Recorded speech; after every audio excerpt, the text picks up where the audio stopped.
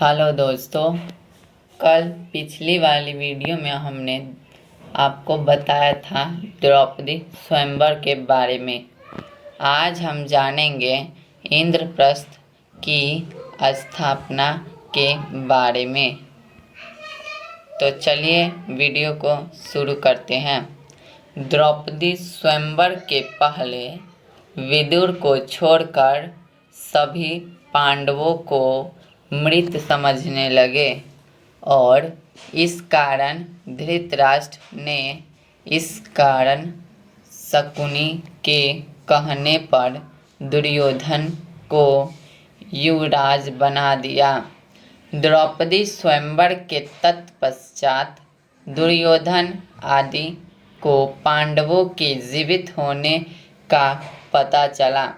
पांडवों ने कौरवों से अपना राज्य मांगा, परंतु गृह युद्ध के संकट से बचने के लिए युधिष्ठिर ने कौरवों द्वारा दिए खंडहर स्वरूप खंडवन आधे राज्य के रूप में प्राप्त किया।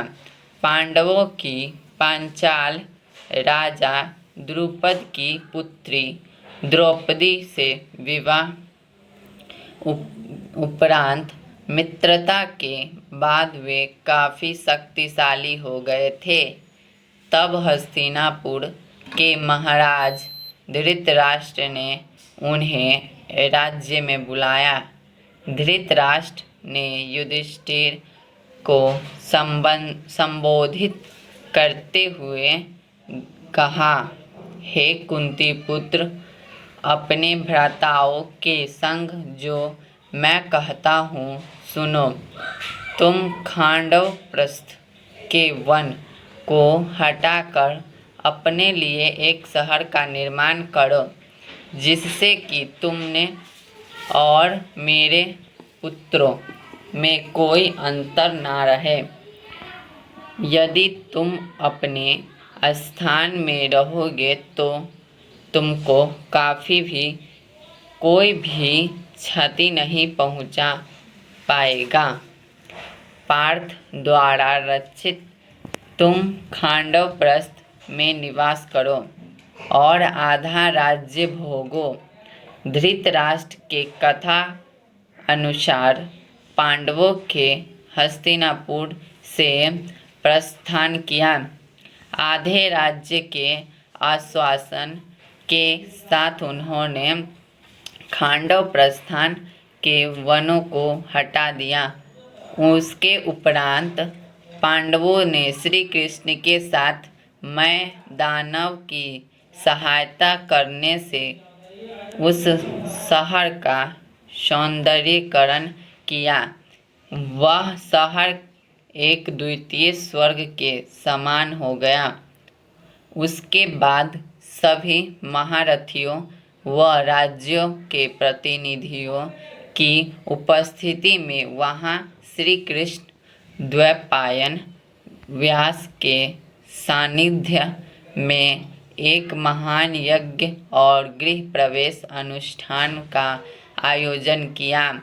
उसके बाद सागर जैसी चौड़ी खाई से घिरा स्वर्ग गगनचुंबी चहारदीवारी से घिरा व चंद्रमा या सूखे मेघों जैसा श्वेत वह नगर नागों की राजधानी भोगवती नगर जैसा लगने लगा। इसमें अनगिनत प्रासाद, असंख्य द्वार थे, जो प्रत्येक द्वार गरुड़ के विशाल फैलों पंखों की तरह खुले थे। इस शहर की रक्षा दीवार में मंदर चाल पर्वत जैसे विशाल द्वार थे।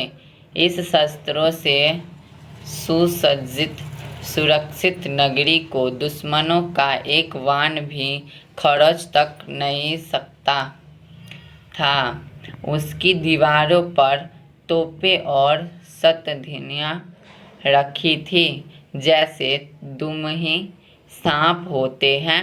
बुर्जियों पर सशस्त्र सेना के सैनिक लगे थे। उन दीवारों पर बृहत लौह चक्र भी लगे थे।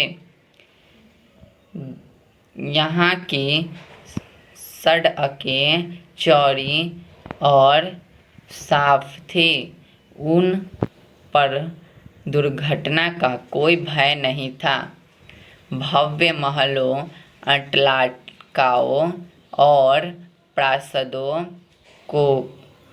प्रासादों से सुसज्जित यह नगरी इंद्र की अमरावती से मुकाबला करती थी। इस कारण ही इसे इंद्रप्रस्थ नाम दिया गया था। इस शहर के सर्वश्रेष्ठ भाग में पांडवों का महल स्थित था। इसमें कुबेर के समान खजाना और भंडार थे। इतने वैभव से परिपूर्ण इसको देखकर दामिनी के समान आंखें चौंधिया जाती थीं। तब शहर बसा तो वहाँ बड़ी संख्या में ब्राह्मण आए, जिनके पास सभी वेद, शास्त्र इत्यादि थे। वह सभी भाषाओं में पारंगत थे।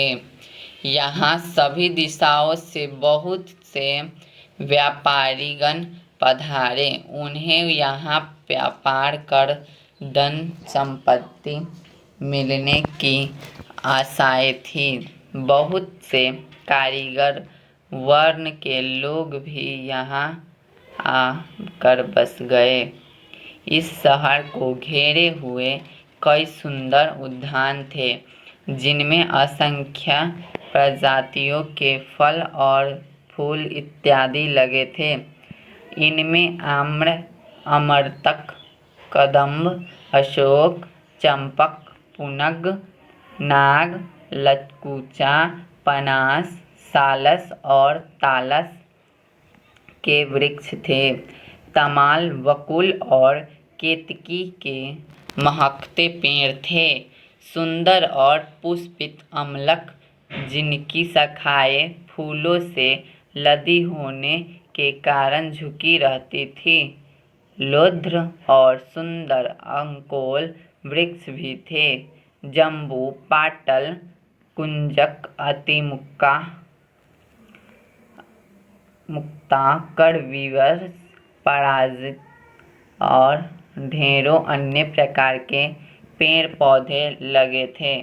अनेकों हरे भरे कुंज यहाँ मयूर और कोकिल ध्वनियों से गूंजते रहते थे। कई विलास गृह थे, जो कि शीशे जैसे चमकदार थे और लताओं से ढके थे। यहाँ कई कृत्रिम टीले थे और जल से ऊपर तक भरे सरोवर और झील, कमल, तड़ाग, जिनमें हंस और बतखें, चक्रवाक इत्यादि किल्लोल करते रहते थे। यहाँ कई सरोवर में बहुत से जलीय पौधे की भी भरमार थी। यहाँ रहकर शहर को भोग कर पांडवों की खुशी दिनों दिन बढ़ती गई थी। भीष्म पितामह और धृतराष्ट्र के अपने प्रति दर्शित नैतिक व्यवहार के परिणाम स्वरूप पांडवों ने खांडवप्रस्थ को इंद्रप्रस्थ में परिवर्तित कर दिया। पांडवों कुमार अर्जुन ने श्री कृष्ण के साथ खांडव वन को जला दिया और इंद्र के द्वारा की गई वृष्टि को अपने बाणों के बांध से निवारण करते हुए अग्नि को तीव्र किया। वहाँ अर्जुन और श्री कृष्ण जी ने समस्त देवताओं को युद्ध में परास्त कर दिया। इसके फलस्वरूप अर्जुन ने अग्निदेव से दिव्य गांडीव, धनुष और उत्तम रथ प्राप्त किया और कृष्ण जी ने सुदर्शन चक्र प्राप्त किया था। उन्हें युद्ध में भगवान कृष्ण जैसे सारथी मिले थे तथा उन्होंने आचार्य द्रोण से ब्रह्मास्त्र आदि दिव्य आयुष और कभी न नष्ट होने वाला वाण प्राप्त किए थे। इंद्र अन्य पुत्र अर्जुन की वीरता देखकर अति प्रसन्न हुए। इंद्र के कहने पर देव शिल्पी विश्वकर्मा और मैं दानव ने मिलकर खांडवन को इंद्रपुरी जितने भव्य नगर में निर्मित कर दिया, जिन्हें इंद्रप्रस्थ नाम दिया गया। चलिए, तो हमारा वीडियो यहीं पे ख़त्म होता है। वीडियो अच्छा लगा हो तो एक लाइक और चैनल को सब्सक्राइब ज़रूर कर दीजिएगा।